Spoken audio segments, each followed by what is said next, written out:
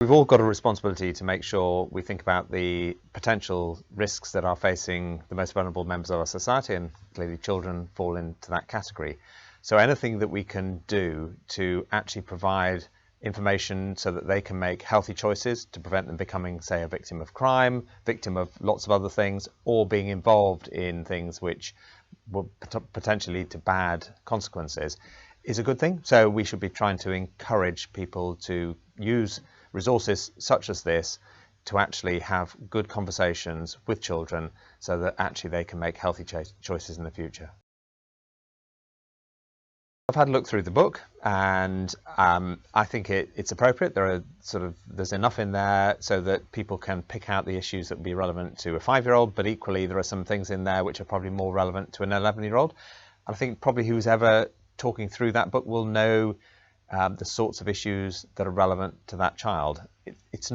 I think it's not a resource that you have to cover every single topic at the same time, but you can pick and choose, and I think it covers the sorts of issues which are relevant at this time.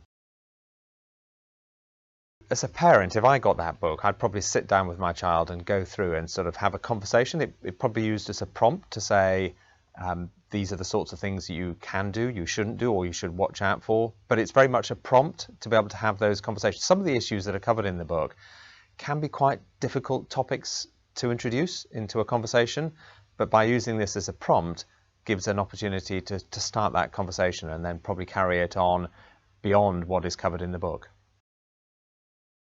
We have schools officers and PCSOs, police community support officers, who go into schools across the Thames Valley area and indeed across the country, and they're always looking for resources that they can use that are useful, they're current.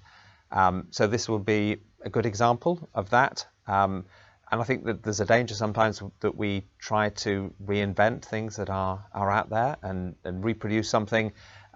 Actually, if we've got something that has been proven to work, then let's use that and make it available.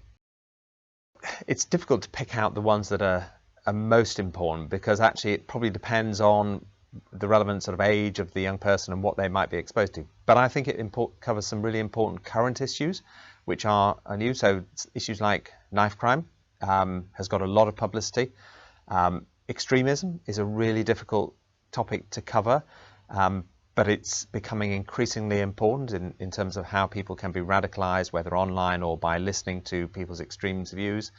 But there are some very traditional topics in there which we should not ignore. So stranger danger, road safety. So everything is important, but it probably depends on the individual, the child, and I think the parent or the school teacher is going to be best placed to decide what's most important at what particular time.